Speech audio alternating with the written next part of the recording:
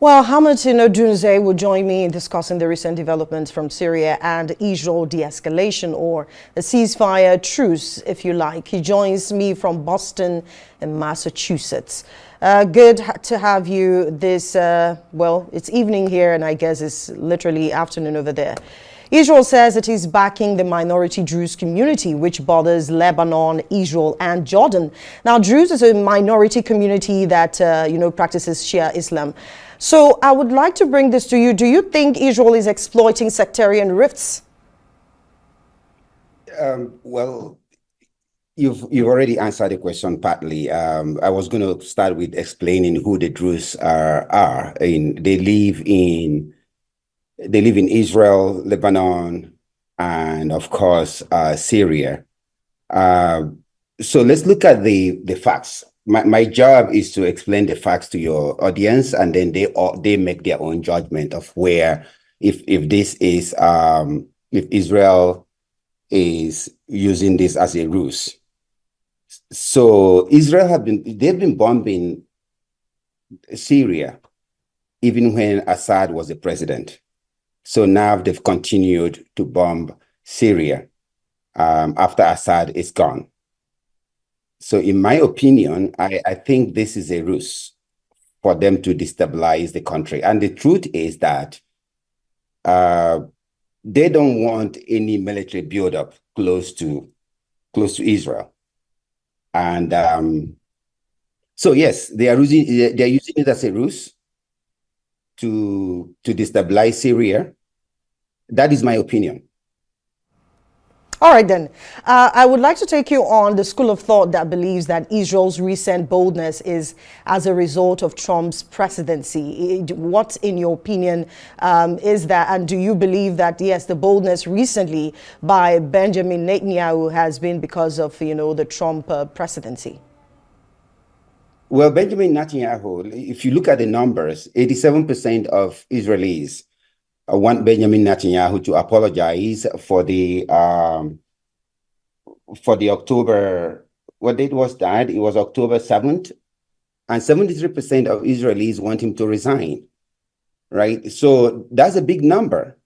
That's a big number. In a normal world, Benjamin Netanyahu should have resigned from being the president of Israel, prime minister of Israel. But we're not living in a world where things are supposed to happen the way they are supposed to happen. But yes,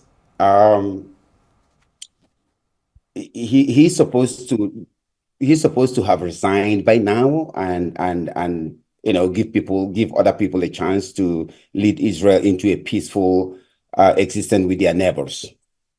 Now, my question to you, Hamilton, is the boldness displayed by Prime Minister Benjamin Netanyahu. Do you think that is as a result of Trump's, winning, the presidency?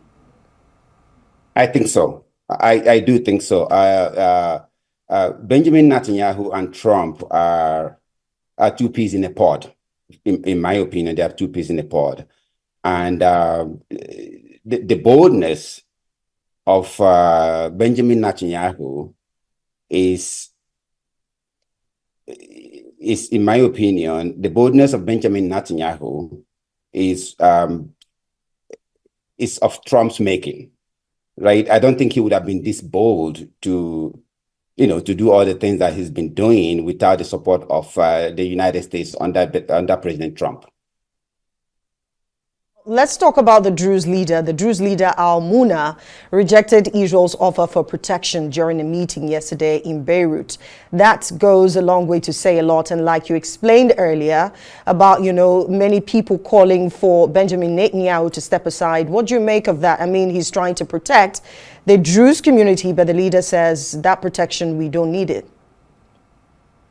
Because he recognizes that what Israel is doing is depriving them of the opportunity to insert themselves into the national conversation of Syria, right? When you come from outside and want to protect people, what you're doing is you're depriving the Druze community of the opportunity and the courage to insert themselves into the conversation of Syria and what goes on in Syria.